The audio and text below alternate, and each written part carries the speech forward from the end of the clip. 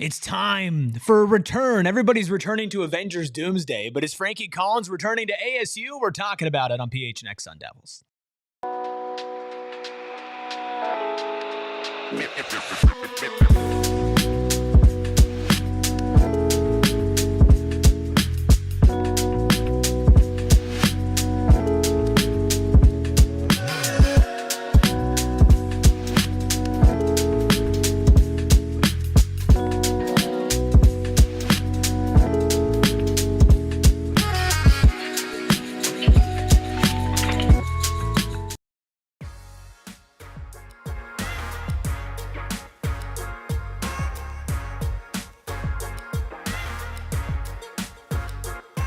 Happy Wednesday and welcome into the PHNX Sun Devils show. Of course, coming to you live from Studio K, presented by Circle K. Join the Inner Circle for free by downloading that Circle K app today.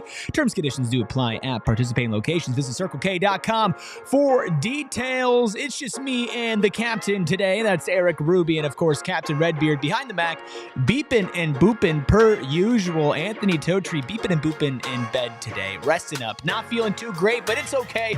We're holding it down on a jam-packed edition of the show. Sports 360 AZ's Jordan Hamm will be joining me later in the show to talk about spring football, plus Arizona State women's basketball hiring of Molly Miller. Before that, we're also going to talk about Joson Sanon committing to St. John's. We're also going to be talking about a potential return.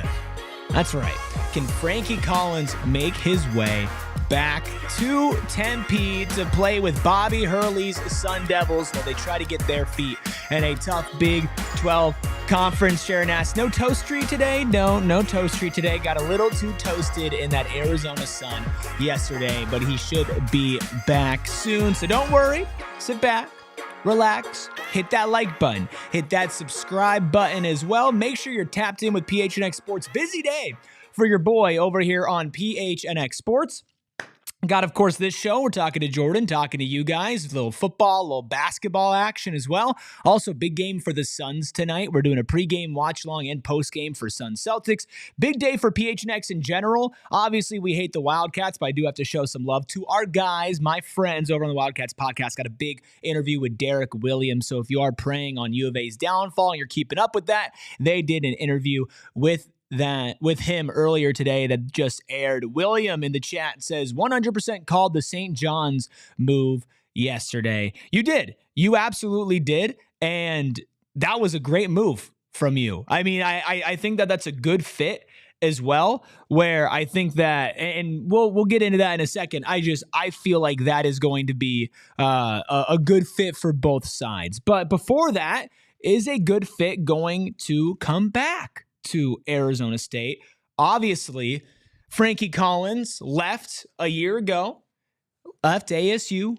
He was one of ASU's highest paid NIL players, was obviously the heart and soul of the basketball program, and left to embark on an adventure as a Horned Frog, of course, over at TCU. Well, 1 year later, Frankie Collins has hit the transfer portal yet again, and I think the question is, for both sides, is it beneficial for Frankie to return? Now, listen, I'll tell you straight up, this program, this team is not in any state to deny talent. And Frankie Collins is exactly that, talent.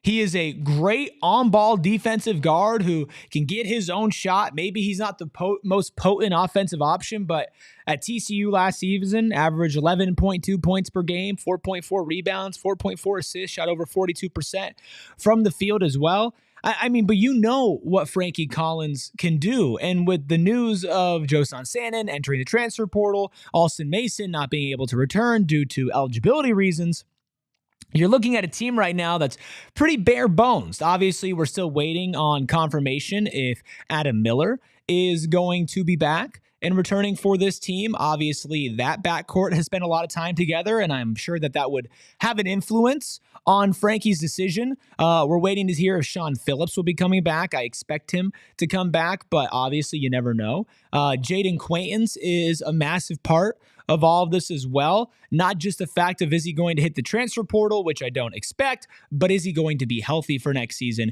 You never fully know with big men with lower body injuries. And since we haven't heard reports on the extent of his injury, you wonder, okay, what is this team really going to look like? Amir Ali, who was a 4-star freshman coming into last year, is he going to return from a forward position? The reality is you have a lot of holes that you need to fill, and I think Frankie Collins would be a great fit.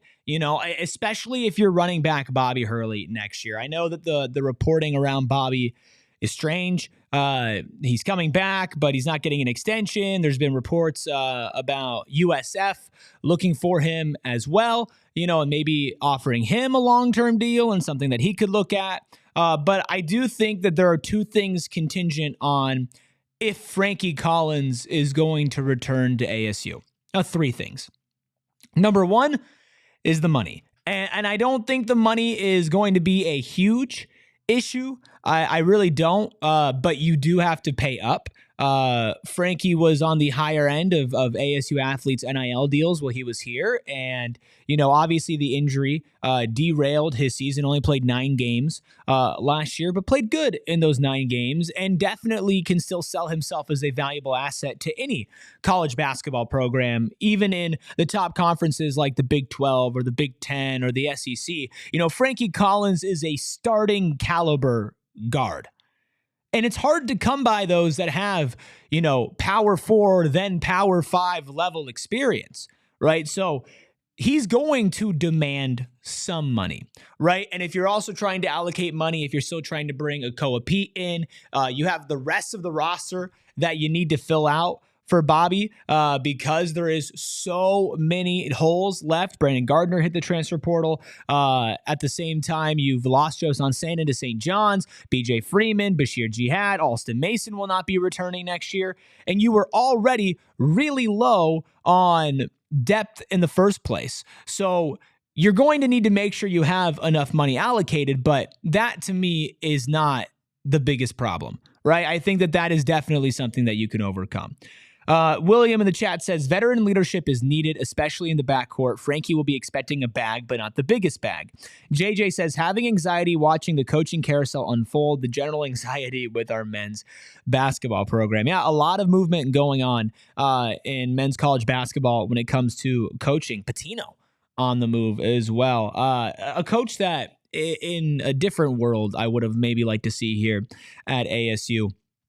But oh, wow. Chris says, love from Tucson, Arizona. I'm not reading the second part, but then says respect. We appreciate the respect, Chris. We appreciate you tuning in here on PHNX Sun Devils. Hit a like while you're here, Chris. Why not? Why not hit a like while you're here? Over 20 of you in here and not as many likes as that? I mean, come on, guys. Megan saying hello as well. Hello to everybody. We're talking ASU hoops with Frankie. Yeah, Frankie will get a bag. He'll be expecting a bag, but I don't think it's a bag to the point where ASU won't be able to offer that. So then what are the other things that are contingent on Frankie Collins returning, right? I do think a really massive part of that would be Adam Miller. Is Adam Miller back? Is Bobby Hurley back? Right? Those are two people that I have it on good authority. Frankie Collins loved being around. Frankie Collins is a big Bobby Hurley fan, enjoyed playing for him, enjoyed playing on his team. And Chris said, oh man, thought this was from the Wildcats. My bad, but respect, man. It's okay. We appreciate you being here, Chris. But he respects Bobby. Frankie does. He likes playing for Bobby. He enjoys playing under Bobby's system. And for as many critiques as we have about Bobby Hurley, it's very clear that players love him. And I think that is a big part of, hey, if you're going to get a talented player who used to play at ASU, who loves playing in Tempe, Bobby Hurley's a big part of that. I think the sneaky, maybe biggest part about all of this as to why would or wouldn't Frankie Collins return to ASU is Adam Miller.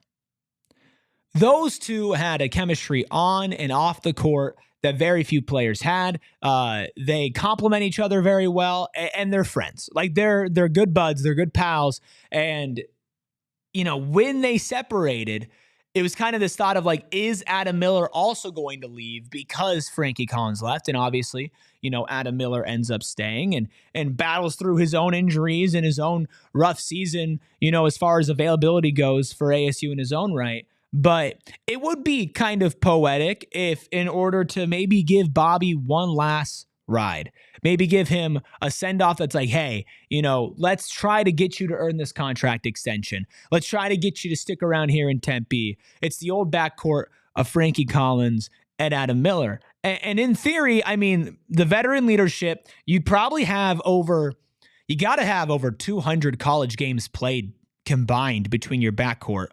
And not only the experience side of things, but also like the complementary play style as well. Frankie Collins, defensive dog, energy guy, can get his own shot and can score in bunches, but isn't known to be a shooter. Isn't known to just be this offensive option to light it up, right? And then Adam Miller, right? Adam Miller, who shot an incredible percentage from three last year. When he's on the court, he might take some ill-advised shots. He might not always be the most efficient on a game-to-game basis, but over an extended part of the season, he has been very, very good and is a very good shooter. And those two playing together, hopefully with a young forward like Koa Pete on the roster. That is... As much as I love Frankie, Koa is the big piece to talk about this offseason. He's going to be a bigger piece than anybody in the transfer portal. He's going to basically be like the reason why people buy back into this program or not, because as much as I love Frankie and as much as I think Frankie would be a great addition, and I think basketball-wise, he would fit in awesome here, and this team needs a Frankie Collins, whether they get Koa or not. You're not selling this fan base on the revitalization of this program or to show up and to buy tickets because Frankie Collins comes back, considering what was the season before last. Not fun, not great. And I'm not blaming Frankie Collins for that by any means, but of course, Frankie was a part of that, and general fans are going to think about that. William in the chat says, as for Bobby, the main reason he's staying is to save the buyout money. That's why there's no extension being negotiated. He's gone after the season or sooner if another school wants him. Also says, would have loved Richard Pitino at ASU, especially after what he's done in New Mexico. Xavier got a good one. Yeah, I definitely would have had my eyes on Richard Pitino if he was available or if ASU was looking to hire, which they're not. I do think that giving a bag to Molly Miller was part of the reason why I feel like you're not moving on from Bobby. That buyout money is pretty big, and you do need to throw. And we don't know the contract details on Molly Miller either, but you would need to pay large sums, large amounts of money in order to get that done. So let us know down in the comments below. Do you want a Frankie Collins return to Tempe? Sign me up. I'm on board with it. I want him here. I think no matter what the roster looks like next year, there's definitely a place for Frankie. JJ asked, do we have any idea a window when Koa is going to announce? Not that I am aware of. He is taking his sweet time because he can do whatever he wants. JJ also says, I feel like the Crown is really screwing up timing here. Yeah, the Crown. I don't even know if they're going to be able to field a team for that because Joson Sanon is on St. John's talking about Patinos. Sanon's going to play for Papa Patino, and we are going to talk about that move right after our first break. Listen, this job can be very stressful, whether you're hosting, whether you're a producer. Just ask Captain Redbeard, who's beeping and booping, trying to deal with technical difficulties behind the Mac. Sometimes you just get stressed. And that's why cornbread hemp is the perfect way to relieve aches and pains if you're trying to get a good sleep, or for me, relieve the aches and pains inside of your brain and trying to calm you down on a day-to-day basis. I'm on a little bit of a THC cleanse, been doing a lot of CBD because while I don't want to be taking the THC, I still need to find ways to calm down. And that, of course, is where cornbread hemp comes into play. They have THC and CBD gummies, full spectrum, USDA certified organic and Erik Ruby certified delicious and certified effective. Third-party lab tested, vegan, dairy-free, and gluten-free with no artificial flavors or preservatives. Plus, they offer free shipping and backs all products with their 30-day Better Life guarantee. And I promise you, my life has been better since I've started eating cornbread. If you want to give them a try, they're offering PHNX listeners 30% off your first order.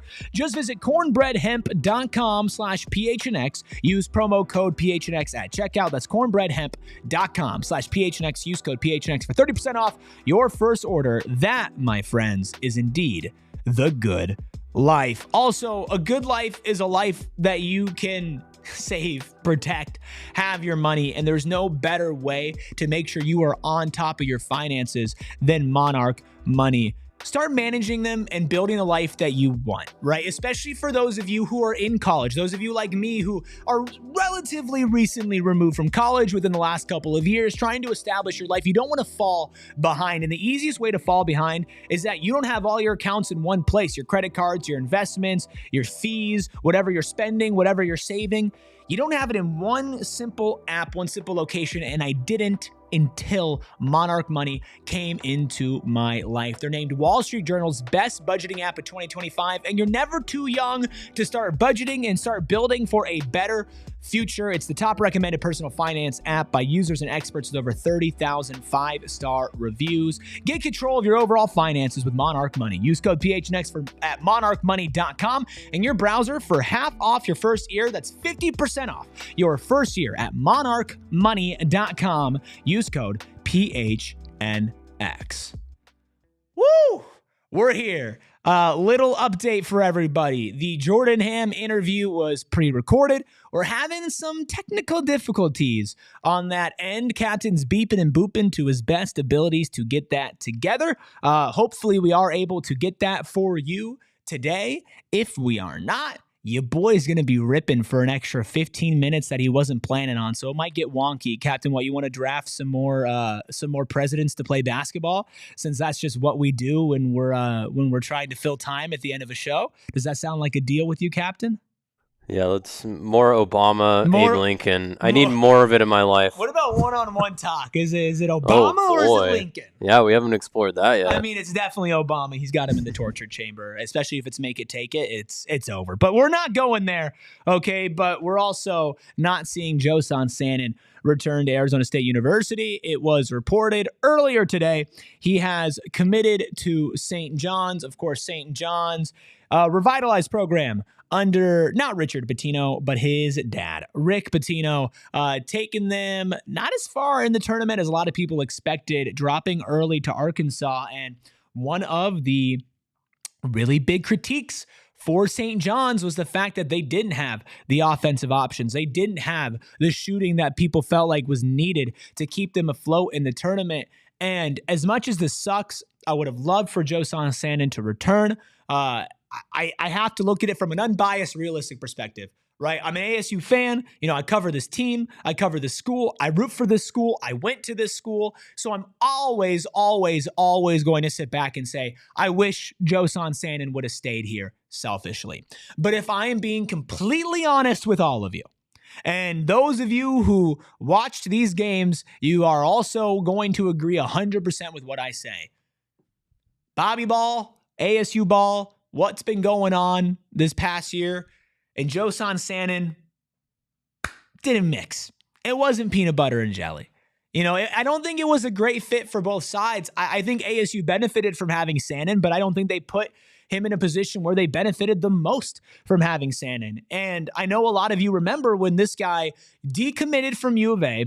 Sorry, Chris, the U of A fan that was in here for a little bit because he thought this was a U of A show. When he decommitted from U of A, switched and flipped his commitment to ASU. That summer, he was also saying, I am one and done, which of course, you know, a five-star prospect's going to say, and somebody who Bobby Hurley lauded is the best shooter he's ever coached, which is high praise considering some of the shooters he's coached in his time here. But when you come into a season with those expectations, right, and you're not able to live up to those. You know, his counting stats were okay overall. He had a couple peaks during the season, a couple week-long stretches where he was able to, you know, average, you know, high teens points per game. And that was really impressive for him. And you always saw the flashes, right? Like when he was playing well, when he was, hitting shots, even when he was not in a groove, when the ball went in the hoop, you're like, man, like that looked good. That looked good. But the play calls, the way this offense was set up, I think overall the coaching with Joson Sanon, it just wasn't working out here. And now he's going to get a hard-nosed coach, a coach who's going to have an identity. He's going to have a game plan, and he's going to be able to, I feel like, find a direction for Joson Sanon. William in the chat, who called St. John's yesterday, says, good coach, great NBA exposure, great NIL pool, and close to his family out in Boston. St. John's is the best fit for him right now. And listen, I know there are some people, shout out Donald, who I don't think is able to listen to this right now because he's out on a tour duty, serving our country. But Donald is big, like, if you have left ASU, you are dead to me, right? And if that's your prerogative, that's your prerogative, right? But for me, in the modern day of college sports, considering that Joson Sanon's not even, I think, 19 years old yet, I want what's best for him. And it didn't feel like what's best for him was staying here, unfortunately. And I really, really wish that it was. And I do think a lot of it falls on Bobby Hurley. I think some of it falls on Joson Sanon. But when you talk about an 18-year-old with that much offensive talent, like, it's about corralling it, right? Like, you think about a superhero movie, right? Or a superhero show or anything. And you're like, hey, this person has immense ability, immense talent, right? They have this power that's so amazing, they just don't know how to do what? They don't know how to use it. They don't know how to channel it. So what's the trope, right? You get an old grizzled veteran, somebody who is tired of the game, who has already tamed their power, who doesn't really want, to coach, but knows that it's the best thing. That's the Rick Pitino, who can go in and mold this superhero, mold this person with a high amount of power, a high amount of expectations, and make sure they're on the right track to get the most out of them. And Joson Sanon was not getting that here. A lot of people have not gotten that here. And that's why I think there are hesitations with Koa Pete, not because of Koa Pete. I don't think anybody doubts Koa Pete. I don't doubt Koa Pete. But I remember putting a poll in the chat where, hey, if ASU makes the tournament, or if ASU gets Koa Pete, are we confident they'll make the tournament? I think it was like 57% of you in here said no. And that in its own right is like, man, like, you get, if Quaintance is healthy, which again, I'm not sure about, and I personally am not getting my hopes up because I'm a pessimist, not me reporting, just my hashtag Mike Budenholzer gut feeling. Like Quaintance, I'm not sure. Just the lack of reporting, the lack of seeing him when it comes to a lower body injury with a 17-year-old who's still growing, like, that scares me. And they're going to have to err on the side of caution. But if he's back, right, and if Koa's there, and if Amir Ali's back, and let's say Frankie Collins does get here, and Adam Miller returns, and Sean Phillips returns, that's a solid roster. That's a roster that you should feel confident in making the postseason, like, competing in the Big 12. But, 330 days ago, we were sitting here saying the same thing about this roster. And of course, injuries come into play with that. You can't control it. But at the same time, this roster wasn't built out with depth. It wasn't built out, I feel like, with a cohesive game plan in mind to utilize the most out of their talent. And if you look at the players who did get the most out of their talent last season, it was guys who could get their own. Right? Bashir Jihad could get his own. Was it always the most efficient? Was it always the prettiest? No, but he can get to the line. He could put you in the post. He could take movement shots. BJ Freeman, the same way. Step back mid-range shots, spot up threes, drive into the paint, tough finishes through contact. Alston Mason, quick, shifty, shoots deep threes, can drive, suck defenses in, and then bam, pass the ball out or have a crafty finish around the rim. Right? Like, these are all guys that, have been in college for a very long time and have been able to show off their skills for a very long time, but also guys that could just go get their own. And I think eventually Sanon needs to be able to go get his own. but he wasn't in a position where it's like, hey, we're just going to roll the ball out there and go. You're just going to roll the ball out there, and it is what it is. And that's not great. Like that's not what you can do for somebody when it clearly wasn't working. And then as soon as his confidence was gone, as soon as it got to the point where it felt like Joson Sanon was in a slump, Joson Sanon injures his ankle as well, which takes him out of a rhythm whenever you're, an offensive shooter, whenever you're always off of movement. When you take guys out of that, right? Like when you are in a groove playing basketball and then you're out of a groove, sometimes you need your coach and your team to look out for you to get you back into a groove. And that was something that I just never saw from this team. And I think that's something that a different coach and a different coaching staff is going to look at Sanon and is going to say, okay, hey, like this is what we can get out of you. The talent is clearly there. I think the guy's probably making, I would be shocked if he's making under $1 million in NIL. Right. I think that type of pedigree, that type of talent, and I do think that you could sell yourself on the fact that ASU just didn't get the most out of him, and that you think he could do so much more. I would not be that confused or that shocked. William in the chat says, from what I've heard, #reporter William, JQ is waiting to make his decision until Koa announces. If JQ stays, it'll be because Koa is coming to Tempe. Ryan Neal says JQ and Koa teaming up would be the next Ace Bailey and Dylan Harper. Listen, I think a lot hinges on Koa. I wouldn't be shocked if everything hinged on Koa. I think a lot hinges on Koa, not just Jaden Quaintance and if he's going to come back, but I think a lot of fans, not just the casual ASU basketball fans, but also the basketball fans that are really diehard ones as well. Maybe not about, hey, are you going to support this team, but are you going to be excited about this team? Are you going to get up when you hear that they're practicing, over the summer, when you think to yourself, oh man, Koa Pete, Jaden Quaintance, like, wow, we can actually do this. We could put this together. Amir Ali in year 2 as well. Like it can come together and it could be a great young, talented roster. But when everything is hinging on your local 5-star prospect, who is probably picking ASU for reasons beyond basketball, your program's already in a really tough spot, right? So we need this. Like you need this as a basketball program, not just to keep JQ, but to keep fans around, to keep fans interested. And hypothetically, if it's Collins, if it's Adam Miller, Koa Pete, Amir Ali, Jaden Quaintance, or Amir Ali off the bench, Sean Phillips starting with Quaintance at the 4 and Koa at the 3, I could be talked into that. As a basketball fan, I broke it down with Totri like a couple of weeks ago, maybe a week ago when we did our whole Koa Pete episode.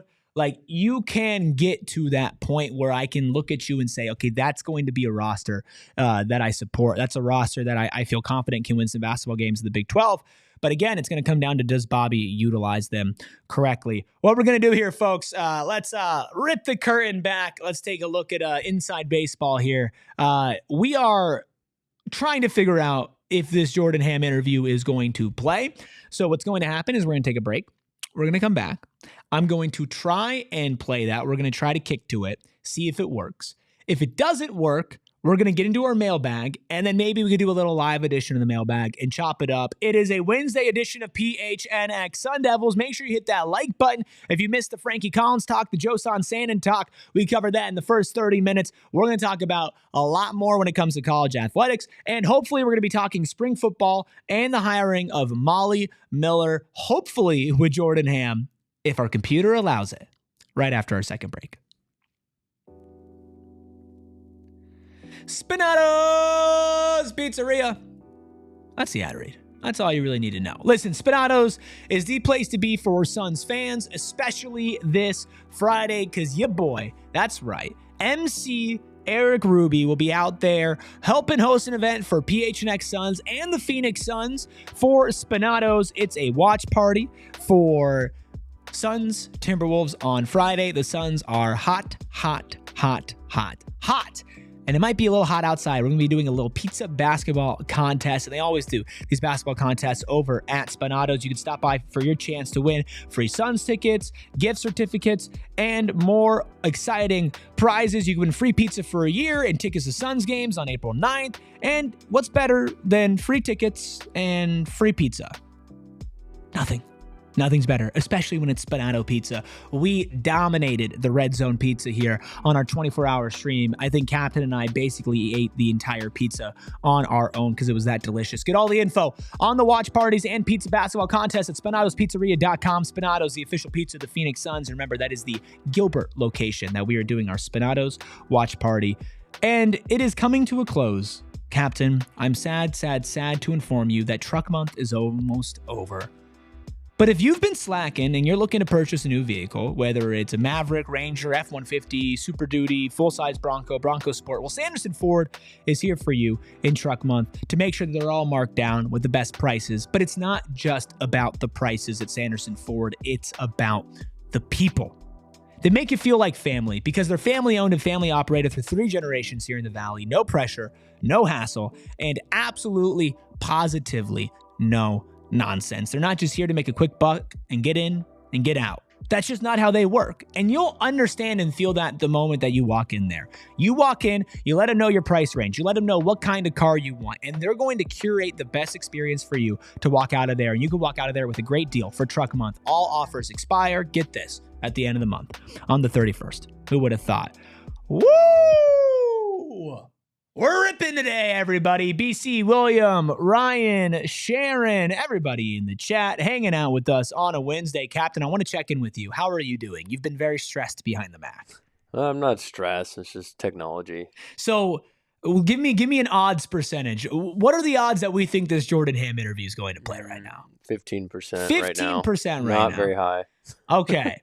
Well, we're working on some last resort things. Some last resorts. Can we give it a shot now, or do we want to do mailbag first? Let's do mailbag. All right, let's go ahead and let's get to a mailbag. Thank you to our wonderful diehards who responded earlier today when I put out the call for a couple of mailbag questions. And we'll give some context to some of these questions as well, just because they were refer to a court hearing that is scheduled for the NCAA versus House. And so we'll get to that in a second. But I do not believe question number 1 is about that. I believe it is about spring football. Sharon says, in addition to the running backs, where do you think the biggest competitions will be for starting positions? I think interior defensive line is going to be very competitive.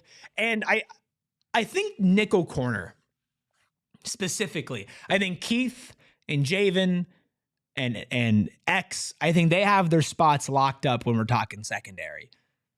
But you lost Shamari Simmons, right? And you're trying to replace him, whether it's with a Montana Warren, if it's with a Breedlove, you're still trying to find that person who's going to play a very key and pivotal position. A position that if you had your starter at in the college football playoffs, you probably would have won. I also don't think that the competition for wide receiver 1 is going to be that great because it is Biletnikoff, hopeful Jordan Tyson that will be sliding into wide receiver number 1, the best wide receiver in the Big 12, and some would consider, including X-Skillery, the best wide receiver in college football. But wide receiver 2, personally, I think Malik McClain stakes his claim, bars, on the wide receiver 2 position. I think he's got the body for it. When we talk to Jordan Hamm, hopefully we get there, but a little spoiler in case we don't.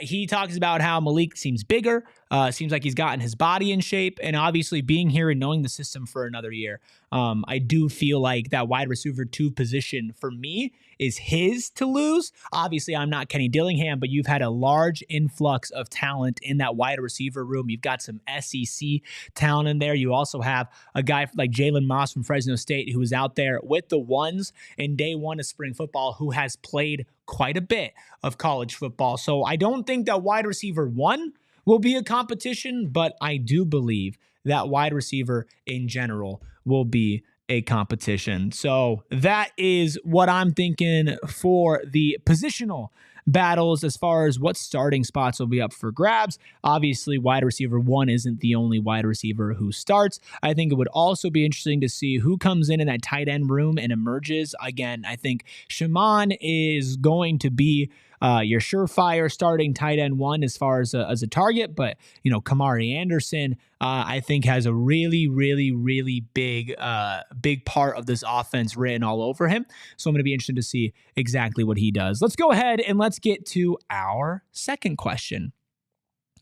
John says, did the Big 12 have any idea at all that it was bringing in a new school that was not going to be cannon fodder? Great question, John. Fantastic question, John. Probably not. I mean, I'll tell you this. There's no chance. There is zero chance in hell that any current Big 12 fan expected Arizona State to walk in there and walk all over them in football. Promise you that. Promise you that. As I take my first sip of water after talking for 35 minutes straight. Listen, we're all just ripping here, folks. Appreciate you all tuning in with us. But I do not think that people had these high of expectations for ASU, and I think a lot of Big 12 schools are probably learning that ASU is a force to be reckoned with when it comes to outside of the quote-unquote big three sports of football, basketball, and baseball. A lot of other sports that ASU is very proficient at. Softball is now ranked. Of course, wrestling, triathlon, golf. It's definitely not what I think they expected, but what they're going to expect going forward. Let's get to another question. We'll round out our mailbag here before we get to hopefully Jordan Hamm. Sharon. So Sharon has a question regarding this ruling. Let me just update you on April 7th. There's a court hearing scheduled. It's the NCAA versus House settlement that will allow schools to pay athletes up to $20.5 million in the first year or $18 million for teams that significantly expand scholarships as ASU plans to. A majority of that will go to football players. D1 schools without football will still be able to allocate $20.5 million or $18 million should they choose to do so. But many schools with football will pay men's basketball players about 15% of their overall revenue share number. Schools without football can pay much more. Sharon asks, how do you think the ruling will impact ASU basketball as well as other D1 schools like Kansas, where their focus is traditionally basketball, but also have a football program that they're trying to keep competitive? I think Kansas, ASU are going to be very different stories. I think overall, a vast majority of ASU's NIL is going to be poured into football, and I think it was going to be that way before this ruling and after this ruling, especially considering the season, the fan support, and honestly, the NIL support that gets poured into football will also be reciprocated. Because when football brings in a lot of money, the school has a lot more money to pour into its own resources. And of course, when you get more and more NIL donations, even if a smaller percentage is going to basketball, that smaller percentage grows and grows and grows and grows. So I don't know if it's going to affect basketball as much as maybe you would think. I think that there is a distinct focus on ASU wants to be good in all sports. I don't think that they just want to be a football school, but I do think football will continue to be the most important. Let's go to mailbag question numero cuatro. Look at me, Ruby bilingual here. Also from Sharon, says, you may not know the answer to this, but I'm curious, so I'll ask anyway. Well, I might not, but I'm going to answer it anyway since you're curious. Says, do you think this could hurt our hockey program compared to schools like North Dakota or Denver, where hockey is their clear number one, and thus far money has not impacted hockey like it has football and basketball? This is a tough one. Obviously, I'm not as familiar with the NIL situation when it comes to hockey, but I don't know if it's as much going to be a detriment to ASU hockey as much as it won't be as much of a boost as it will be to these other schools. I think just in general, when you look at those schools like a Denver, right, or like an Omaha, right, that is only focused on hockey. Like hockey is their big thing. It's always been their big thing. It's the sport that they support. Their student section shows up to the most. They're always going to have an advantage over ASU, I feel like, when it comes to support and money, but I think ASU does so much more on the margins. And I also believe that they had the money and the backing. I mean, think about what it took to get Mullet Arena built in the first place. I think they have some specific donors that are helping keeping it afloat. I don't know if this specific ruling is going to affect ASU hockey a lot, but I do think that the benefit for programs that only really pour into their hockey as their main number one source, they'll always have a leg up over a university like ASU. Williams says those schools don't have the NIL revenue pool. Yeah, so they're pulling from a much more shallow pool, but it's their main focus. So if they do have somebody who's able to, spend that money, or they do have big, because I think they're still able to pay their athletes. I think all NIL is still NIL. So I think that ASU will probably even out. They probably have a similar amount of money to deal with, but it might help those schools. Not 100% familiar with that, but hopefully that was somewhat helpful, or it just filled a couple of minutes. So either way, it's a win-win situation for us, Sharon. Let's get to our final mailbag question. This one from William says, with rev share for sports like basketball being capped at 15% of that $20.5 million pool, how does that affect the smaller sports? And how do you think the AD prioritizes sports when it comes to recruiting?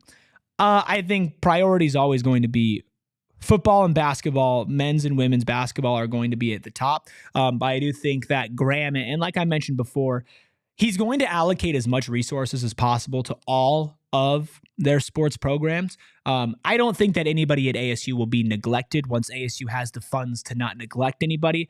I do think that in the past couple of years, as ASU has gotten their NIL funding up, I think ASU men's basketball and ASU football has benefited the most from that. But I do think that this is a university that prides itself on its diversity in athletics and its dominance in its diversity in athletics as far as different athletic programs rising to the top, and also understanding that there is a fan base, when a softball is on a run, or when a baseball is on a run, right? Or hockey when they're on a run. Golf, there's a lot of support for as well. Volleyball, obviously, has had its moments in the past year under their new leadership too. So I don't look at ASU, I don't look at Graham as the type of guy who would neglect anybody. But I appreciate all of your guys' questions. Hopefully we could do more mailbags in the future. Now, let's all just take a second and let's close our eyes and let's manifest this, okay? Everybody say, computer gods. Repeat after me. Computer gods. Please, please, please, please, please. Let this interview with Sports 360 AZ's Jordan Hamm play. We talk spring football, Molly Miller, and everything you need to know about what's going on with ASU right now, hopefully in this interview. Welcome back into PHNX Sun Devils. We're talking to Jordan Hamm of Sports 360 AZ. A lot going on at ASU despite it being the end of March. Jordan, how you doing, my guy? Good. Just feel like I'm running 18 different directions, but it's all the good stuff. So we like that. It is. It's feeling like a lot of good news. I mean, ASU football back in action for spring ball. Molly Miller hired for ASU women's basketball. We're going to dive into both of those today. But of course, let's start with football since spring ball just got started yesterday. You were out there, and I want to know, have you gotten sick of hearing "We Are the Champions" yet? After about the third time, I was like, this is like, am I not paying attention? Like, have we not heard this? No. Okay. And then you kind of look at the players kind of looking around as well. And it's, we knew Kenny was going to do something to try to knock them down a peg, keep them humble. And you knew it, like, this is the only way that Kenny could do it, or really only Kenny is the one that could do this. We are going to beat it into your head. Yeah, you're a champion and you're tired of hearing about it. So let's go get to work, which just feels very CKD to me. I know, it's so crazy. We were talking about it yesterday. It's like, this dude, right? Like, who else is going to do that, right? And honestly, I'm thinking, if you do go back to back, what song are you going to play, right? Like, how are you going to celebrate? Right. Yeah. It's and it's funny too, because like they changed the song and we were like, okay, finally something new. And it was All I Do Is Win. So it's like, he's probably got a list of 5 or 6 where, who knows, we may show up tomorrow and that's on the rotation the entire time. Or, they had Kendrick going, but it's all just like talking about how great you are. So like, how deep does this really go for them? Yeah, well, I want to know your opinion, because obviously this is not the first ASU spring practice you've been at. And I think the number one answer for people was like, wow, the focus, the amount of people who are there surely covering this is different. But beyond that, what was different about day one of Arizona State spring football this year? That I feel like there's a sense of urgency. They know that they can't come into this lackadaisically, and they can't come in and just be like, all right, we're gonna run this thing back, because there were a bunch of teams that came in and said, yeah, we're gonna go ahead and take care of Arizona State this year. And that didn't happen last year. So they went from being the hunter to now being the hunted. So what does that look like? And even, we talked to Sam Levitt about some of these kind of new things, or going back, or being without Cam. And he goes, I've never experienced this. I'm not entirely sure. I kind of need to experience this for the first time. So for as much experience is coming back, they have to get used to being the ones that have the target on their back. So I think that work starts right now, and it's really, really important. Yes, they're in basketball shorts. Yes, they're not in pads. They're not making tackles. You can only recreate so much. But I think getting into that mindset is going to be really, really important. And it's not something you can just flip on come August 1st. It has to happen throughout the process when you're doing weights, when you're, just doing all of this off-season stuff to help build up to trying to hit at the right point in the fall. So when you're out there, a little inside baseball as a reporter, you got to kind of pick and choose where you're going to film, who you're going to go and watch, because if you've never been out to a spring practice, there's a lot going on at all times. Is there a specific position group or a group of players that is catching your eye or you're focusing on through this spring? Yeah, the group that jumped out to me at the earliest were the pass catchers, the wide receivers, the tight ends. A lot of new faces in there, but you still have two guys up at the top: Jordan Tyson for the wide receivers and Shimon Mateer for the tight end position. But you also have a lot of new guys coming in, quite a few transfers. I'm very interested to see what Jalen Moss does throughout this spring, and just being that extra option. And he has come in, he's played a lot of football. And he's played at a very high level, and I think can be a really good complement to some of these other wide receivers. And even, Malik McClain, like, we still haven't seen much of Malik McClain in a game setting. So we got to see a little bit in that postseason. Now you're going to get to see what a full offseason looks like for him. He did look bigger. Looks like he's spent some time in the weight room. And how is that going to translate?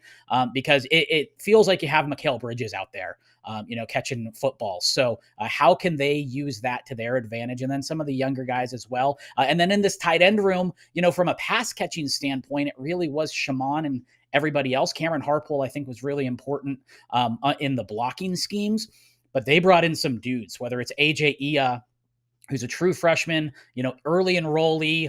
Seeing him from seeing his high school tape, he looks like a completely different human being. And then you have Kamari Anderson, also the Kentucky transfer, and he looks like a guy that could be, just a matchup problem with the tight end. So Jason Mons has a lot of guys to work with that I'm excited to see how he implements that throughout the offseason. It's very easy and fun to talk about this offense. Obviously, Sam Levitt, the amount of weapons. Of course, how are they going to replace Cam Scatterbo? But the defensive side of the ball won the day in day one. And it's no surprise because of how many returning players they are and just how good they have been and they can be. Totri said this defense is going to be even better this upcoming year than what they were this past year, which is a high bar. Do you feel like they can clear that? I think they could. Totally. They bring back so much. You're going to miss Shamari Simmons, but that is a position where they have a ton of depth. And the fact that, I asked Kenny Dillingham about some of the young guys that he was really excited about, or guys that have made really big strides.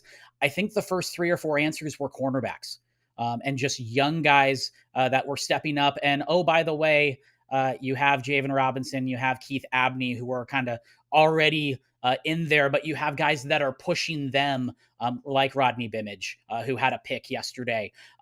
So the fact that they have that sort of talent, that sort of depth, now we'll see when the lights are shining brightest. Are they going to step up to the moment? We won't know that really until they're in that situation. And ASU faced that a couple times last year and didn't blink. And that's a really nice feeling to have if you're a Sun Devil fan.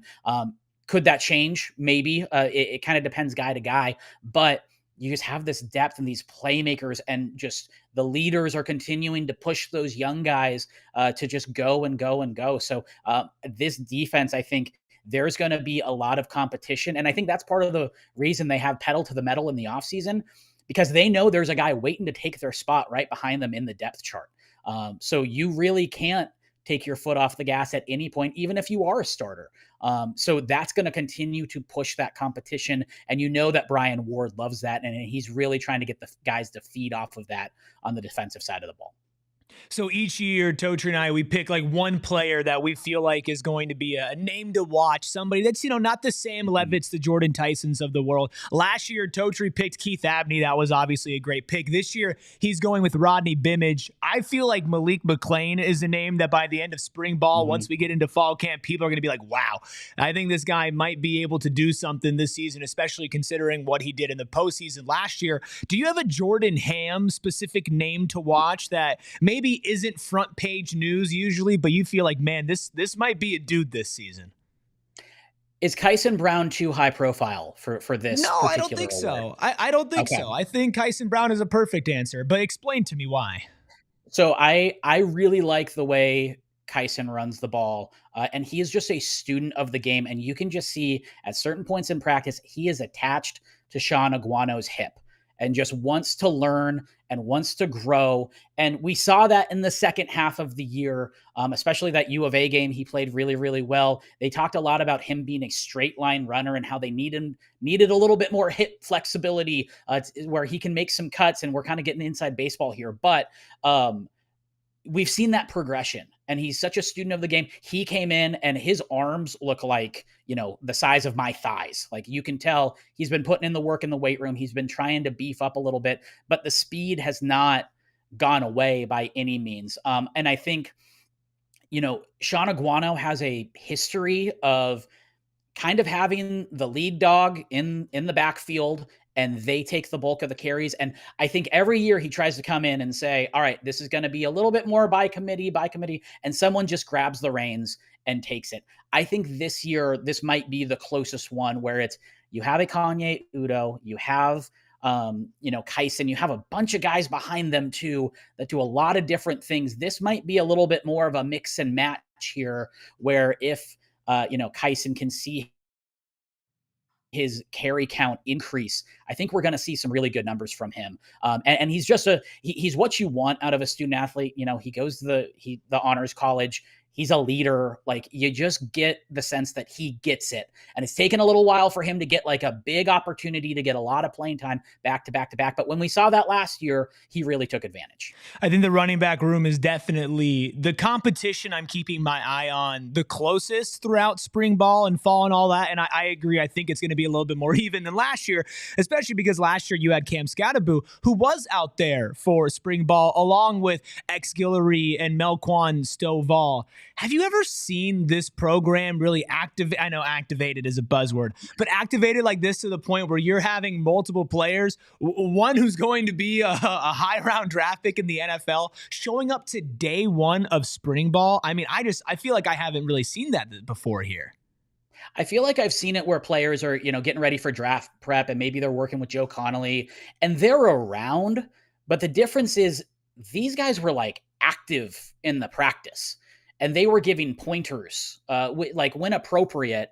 They were pulling guys off to the side and say, hey, I would do, this release slightly differently. I do it this way. Or, I think they kind of wanted to stay a little bit back and let the process happen for the guys and all that sort of stuff. But it wasn't like, what's up? I'm going to show up and kind of be like, hey, I'm the cool guy that graduated. It was like they wanted to, one, see the team, and two, try to help where they could. So that's very unique to me in seeing it in that way. Well, obviously, spring football will continue, but something else that's happening around Arizona State is an attempted revitalization of the women's basketball program. And of course, that came to a head when they announced the hiring of formerly GCU's Molly Miller, somebody, Jordan, that you covered closely over the last couple of years. I got a very point-blank question. Did ASU nail this hire? It's a home run, in my opinion. I met her. This was my third season covering her, and going into the preseason that first year, you just spend 5 minutes with her and it's just like, she just gets it. She gets program building. She gets how to motivate different types of personalities, and just building a roster. And I think the fact that ASU was able to go out and get a coach like this, when you heard links to other SEC programs, I heard a Big Ten program might have been interested as well. Like, that ASU was able to just be like, this is our person, we're going to go get her.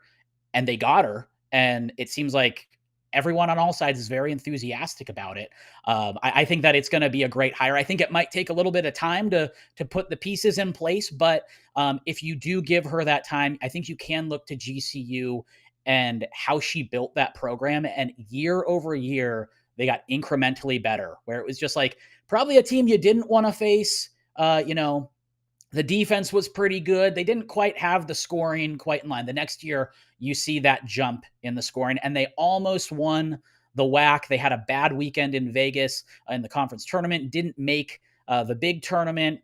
Okay, guess what? A bunch of those players come back. They add some key pieces and say, you know what, we got to look at the outside shooting. Then they bring in a player that breaks the WAC record for outside shooting. So the way she's just able to address, this is what my team needs, either from a mentality standpoint or from a personnel standpoint, I think she's very, very good at that.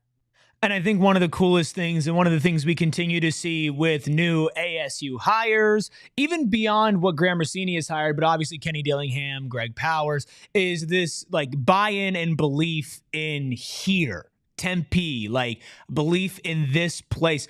How important is that from your perspective to, like you said, building that program the right way where it might take some time, but once that time has passed, it's going to be worth it? Yeah, you need to be where your feet are, and you need to, believe that you can accomplish a lot here. And I think with the proper resources, I think Molly would be able to do that. And when you hear that she already has a close relationship with people like Charlie Turner Thorne, the one who did that previously, you look at the program, there have been some rough times throughout the program in kind of the whole of it.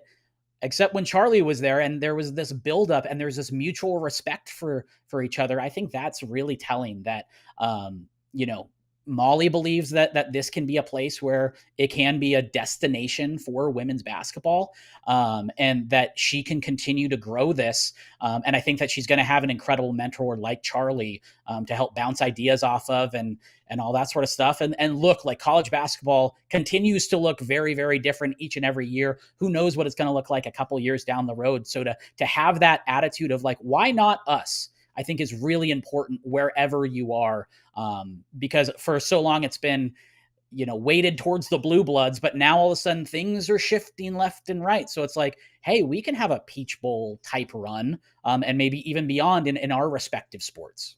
It's very clear times are exciting, vibes are high around Arizona State athletics, and if you want to keep up with them, go ahead and follow Jordan on socials at Jordy Hamm. That's Jordy with a Y, Hamm with two M's. Of course, he's a reporter for Sports 360 AZ. He'll be back on this show, but of course, he's always out there covering your Sun Devils and providing you coverage that you want, so make sure you give him a follow, and we appreciate you joining us today, Jordan. Absolutely appreciate it, E. Always a pleasure talking to Jordan. Little known fact about Jordan is the one class that Totri and I shared in college at Cronkite is a thing called the Bureau, which is like real life work experience class. And Jordan was one of like our teacher mentor guys. So look at that full circle here on PHNX Sun Devils. A little note about Molly Miller. William dropped it in the chat earlier. 3:50 today is her introductory press conference. I'm just going to go ahead and throw the link to that in our YouTube chat right now. That is up for people to jump to if you were looking to stay up to date with that. Very exciting stuff around the Valley. Very exciting stuff for ASU and very exciting stuff for PHNX Sun Devils. Stay tuned. Tomorrow's show is a little bit up in the air. I'm unavailable. I'm moving tomorrow, and Totri is still sick. If he's feeling better, we'll have a show. If not, we'll have an extra show for you on one of the other days coming up. But of course, you can stay up to date with everything at PHNX_Sun Devils on all social media. We appreciate the one, the only Captain Redbeard, who beeped and booped harder than anybody's ever beeped and booped and bopped today. Figuring out all of the technical difficulties on the fly. You can give him a follow at K Coop Sports. Should I hit him with the Coop?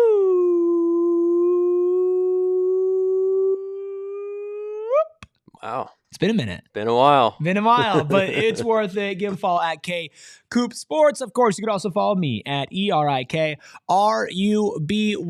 Day 2 of spring football is tomorrow. Hopefully, Totri is alive and well and ready to head out there. If he's not, we're going to continue our coverage of spring football and so much more right here. Make sure you hit a like on this video. Make sure you subscribe to PHNX Sports. Come hang out with me later today on PHNX Suns pregame show, watch along, postgame show, all the above. All right here. Hit that subscribe button. Turn notifications on. And remember, go Devils and peace. We all silly like the mayor.